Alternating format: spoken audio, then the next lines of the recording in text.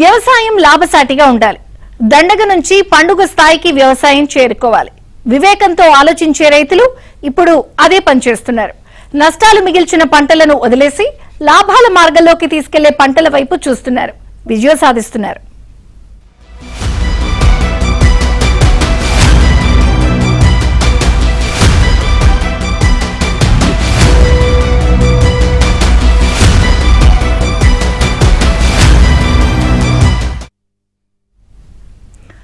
పూల సాగు సిరులు కురిపిస్తోంది. వాణిజ్య పంటలతో వరుస నష్టాలు పాలైన రైతులకు ఇప్పుడు కొత్త రూటు కనిపిస్తోంది.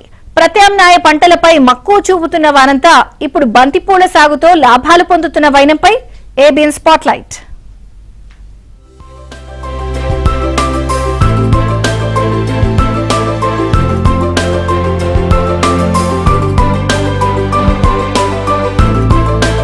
పూల సాగు రైతుల జీవితాలలో కొత్త వెలుగులు నింపుతోంది. తక్కువ విస్తీర్ణంలో ఎక్కువ లాభాలు ఆర్జిస్తూ రైతులు సంతోషపడుతున్నారు. బంతిపూల సాగు వారికి కలిసొస్తోంది. ప్రతికూల వాతావరణ పరిస్థితులలో వాణిజ్య పంటల సాగుతో ఇంతకాలం నష్టాల ఊబిలో చిక్కుకుపోయిన రైతుల మొహంలో ఇప్పుడిప్పుడే ఆనందం కనిపిస్తోంది.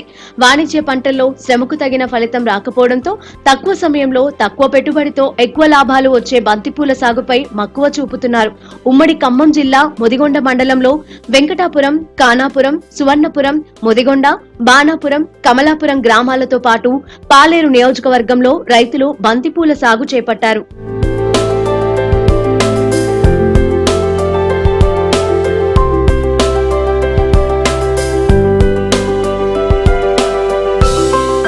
ఖర్చులు పోను ఎకరానికి 2 లక్షల రూపాయలు ఆదాయం వస్తోందని బంతిపూల రైతులు చెబుతున్నారు.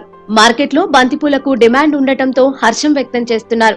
బంతిపూల సాగులో తెగుళ్లు, చీడపీడల బాధలు తక్కువేనని రైతులు చెబుతున్నారు.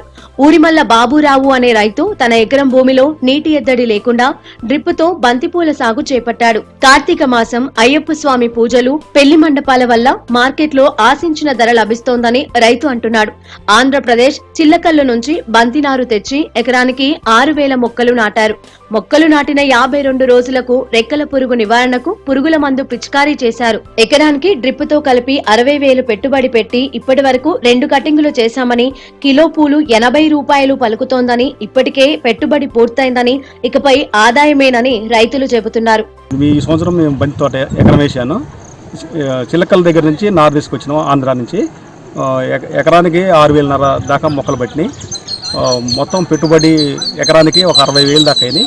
ఇప్పుడు 2 కటింగ్లు చేశాను, దానికి ఒక 60,000 దాకా వచ్చినాయి. ఇప్పుడు ఇంకా 5-6 కటింగ్లు వస్తాయి, అవి మనకి లాభం వస్తుంది. ఒక 2 లక్షల దాకా మిగులుతాయి.